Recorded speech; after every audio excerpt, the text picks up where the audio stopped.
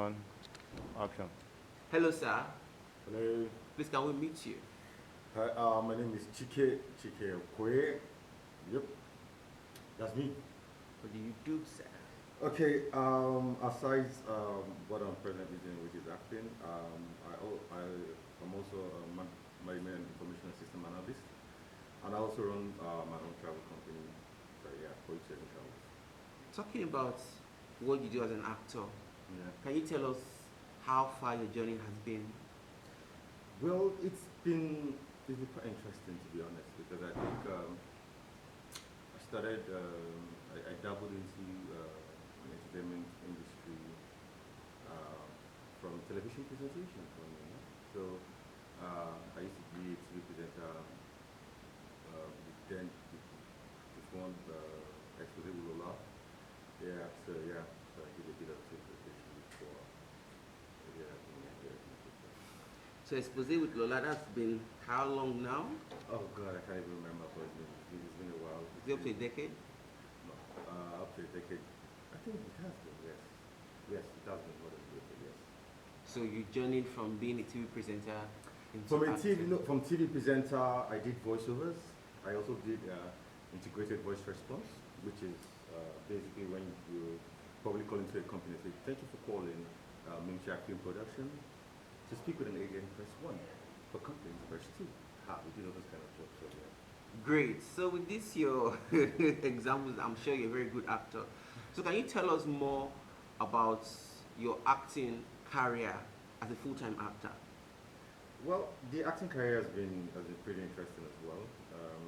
To be honest, I can't even remember my first what the first movie was, or was that the first movie? Or maybe the first speaking movie, because I know I did. There was a fashion show I did then back in the days then it was with Modella and the rest of them. I guess like extras and all. Then we had this other one I did. I can't remember what the name is. I can't remember, but it was with. I think Gentle Jock, what's her name? This lady, she's passed now. God bless her, first so I can't remember her name now. And with Kadir as well, all the same set. So yeah, basically that's. Great. Please, can you tell us more about your character in this particular series? Mm. Now, the series we're talking about is Lekki. Can you say that again? The series we're talking about now, which you just said, which one I just portrayed, this one is called Lekki Fake Life. And my character in this series is called Chris. And Chris is a budding young guy, who's trying to make it despite all challenges, literally. And like you said, everything happens in Lekki. Everything happens in Lekki. So, Chris, being who he is, he heard about Lekki and what's going on. And then he had a friend who lives in Lekki, Sydney. So he came out to show Sydney and see if that could be his chance to make it big. So basically, that's just what my character was supposed is portraying. Portraying, great. Yes. So, what were the challenges you encountered interpreting this role? Like every other character has its own challenges, basically. So interpreting Chris, there's some in the sense that being able to portray a character that is diehard and never says no to anything, and literally, Chris was a gigolo, was literally to male prostitution, was into swinging, was into anything, just name it. So long as he brings food to the table, money in his pocket, Chris is down, and that is a total polar opposite from who Chike is. Really? You know what I mean? Chike, I'm pretty more reserved, so to say. But then sometimes they could say it could be a life of the party. But of course, some of those things are just pretty kind of new to me. Sometimes I just read it and I'm like, that kind of a thing. But of course, you need to give life to the character, which is Chris, and make it be Chris, and let Chris shine through and all that. So it was a big challenge in trying to really Fit into that role. bring that part of being a gigolo, being a so that was basically part of the challenge. But it was all in all, it was very very interesting experience. It was an interesting journey, and of course, and I'm glad that I was part of it. So yeah. Great. So talking about the story in general, what do you think about the story? And is it relatable? Can you relate it to what is happening in Lekki, for instance? The story is absolutely fantastic, to be honest. I mean, the first time I got the script and I saw I just saw the title of it, I was like, ha! This is it. Finally, somebody wants to talk about this thing. We've heard about this in so many times. We're like, people and their fake life. They don't even have water. They don't have road. When you turn their tap now, it be like a hot chocolate. That's the color of water they get, and then you buy water. There's some even bait with pure water and whatnot. And they come outside. Oh, you need some of them. Oh, I don't cross the bridge.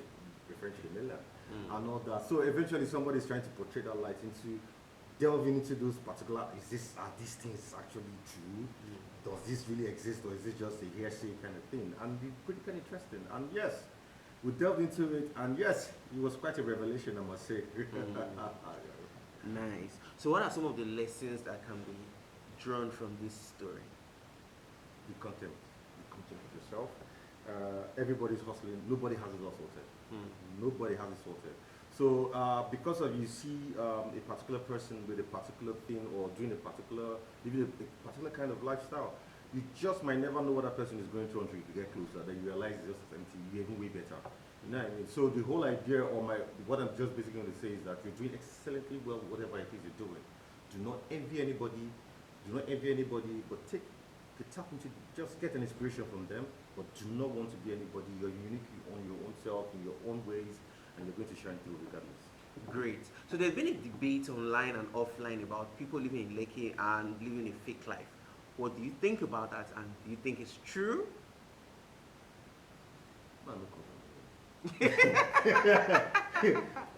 I'm going to try and be as diplomatic as I can in this question. Okay. Because you don't worry.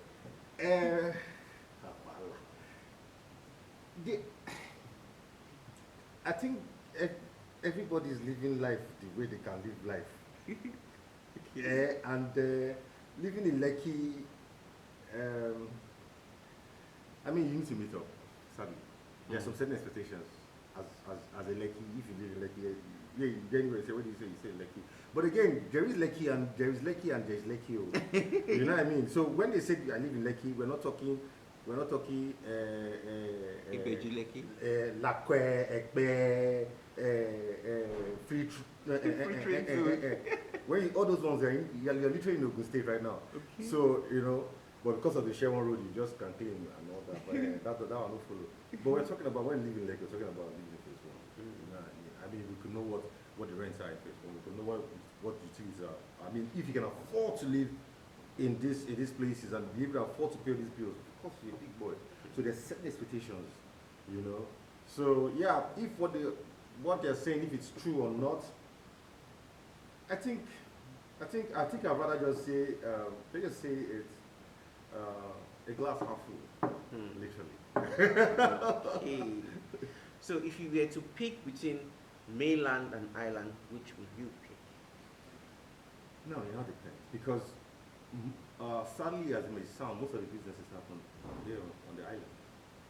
So most of the businesses happen, most of the companies, or who you want to, even the entertainment industry, basically, most of the sets are here on the island.